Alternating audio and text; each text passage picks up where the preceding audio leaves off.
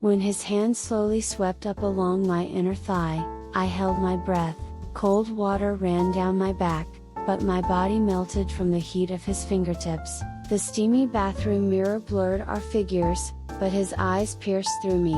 I couldn't lift my head. I didn't have the courage to meet his gaze. My heart pounded in rhythm with the shower. He said nothing, but that silence spoke everything. Tonight, we were ready to fall apart. I'm Michelle, a 35-year-old woman with nowhere to go after divorce, living in my older sister Sarah's house. Sarah lived in an old house on the outskirts of town with her husband David. 6 months ago, I knocked on their door with one suitcase. Sarah hugged me without a word, and David greeted me with his usual blunt expression. At night, he began to change. When I entered the bathroom, his footsteps would follow. At first, I thought nothing of it, but after a few days, I realized I was waiting for those footsteps. The hesitation at the door, then it opening carefully. I listened to his every movement. That day was the same, the shower sounds, and between them, his rough breathing. "Brother-in-law, thank you for the towel, but that look in your eyes," I said. He was silent. In the steamy mirror, his eyes traced my wet shoulders, waist, and thighs. That gaze seemed to undress me completely. What trembled wasn't my body but my heart. He was pulling me in with desire's thread, and I willingly gave myself to it. "You've gotten prettier. You've lost weight." David's voice was low and rough. His hand began to slowly dry my back. Between cold and heat, I trembled. His touch sent electric currents through me, awakening long-buried sensations. "Brother-in-law, why did you pretend nothing happened after that night?" I asked. If I didn't pretend, everything would fall apart. His answer was short but heavy. We were already broken. That night, all our relationships had flowed to a point of no return. The story began at that bathroom door. After that night, the bathroom became our secret meeting place. When Sarah fell asleep, I'd turn on the shower and leave my door slightly open. Would his footsteps come? I waited, holding my breath. One night, I found him in the living room. I sat across from him silently. In his eyes, I recalled memories from 20 years ago. That summer night when we first met. I was in high school, he was my college tutor. We met at a theater club and were drawn to each other. We talked all night, walked hand in hand at dawn. His hands were warm and affectionate. On a rainy night, I was crying about failing a test. He stroked my hair, his hand trembling on my shoulder. I didn't understand that trembling then, but I still remembered it. "Why did you disappear without a word back then?" I asked with trembling voice. He was silent, sweat forming on his forehead. "I wanted to hold you, but you were too young and I had to protect you." His voice echoed in my head like an old recording. I had buried those feelings. Then after my divorce, I met him again, but now he was Sarah's husband, my brother-in-law. That night I entered the bathroom again, waiting for his footsteps. The door creaked open. His hand held a wet towel. He stared at me, eyes deep with rough desire. He said he was sick from stealing glances at me every time I showered.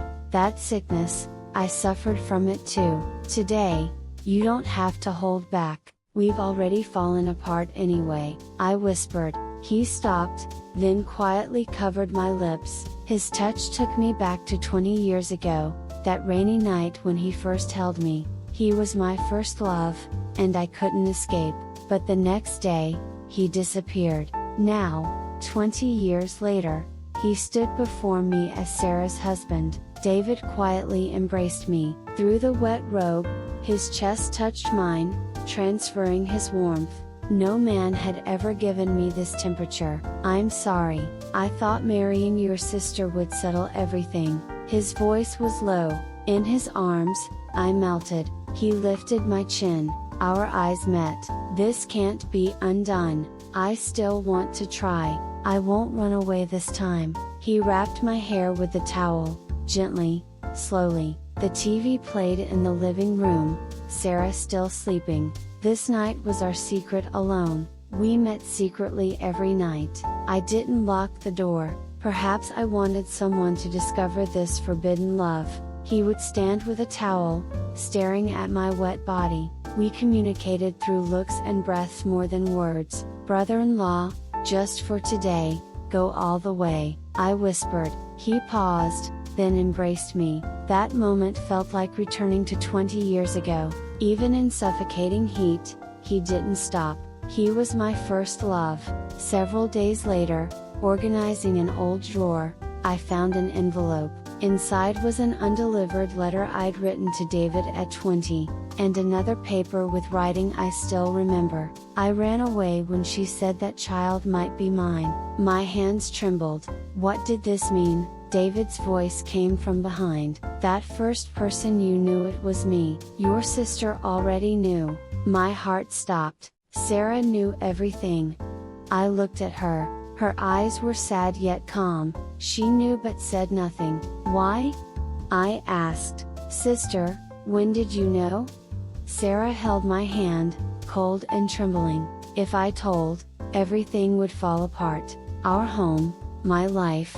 David the First was afraid of losing everything. I shed tears at her confession. She said she saw us together, saw David holding me, but said nothing. "Why didn't you say anything?" I asked. "That day I saw you too, but after, you turned away and he didn't look for you. I thought it was over." "No," I stopped him. Sarah's words shocked me. "Why you left?" "I told David the First to take care of Michelle instead. That Michelle wasn't for him." Sarah knelt before me. "I'm sorry, I was so lonely. After Mom died and Dad got sick, I was afraid of losing you too. I wanted to hold on to him at least." Her hands held no anger, only resignation from years of endurance. I understood her loneliness, but I couldn't tell if my memory with David was sin or buried first love.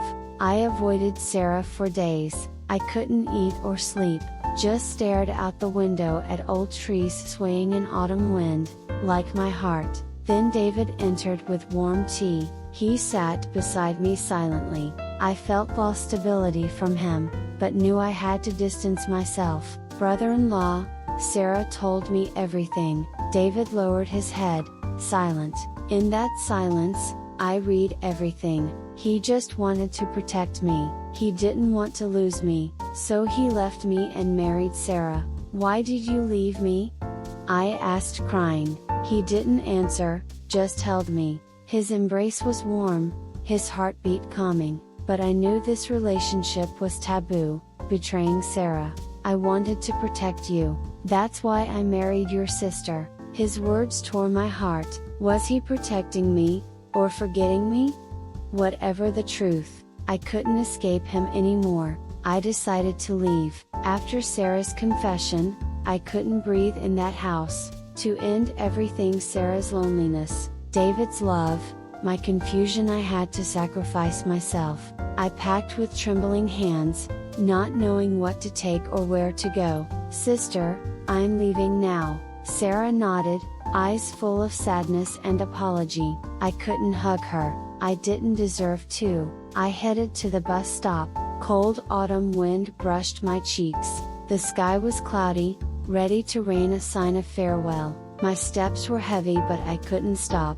At the stop, I saw David. In his hands was a small box. Tears poured out. "It's the ring I gave you before. After the play ended, I secretly put it on you." His voice trembled with sincerity. "Even after divorce, even loving again, you were inside me." His words tore my heart. He loved me until the end. That truth hurt more. I held the box, realizing I had to completely let go. Later, I found David's old notebook, with dates and notes, held Michelle's hand at the beach. That hand remains in my heart. After Michelle left, they say this child resembles me too. All that time was engraved in his heart. I wasn't just desire to him. On the last page, an envelope to Michelle. "Open when you want to forget me." Inside, a recording tape and words: since I first held you, I've never truly held anyone else.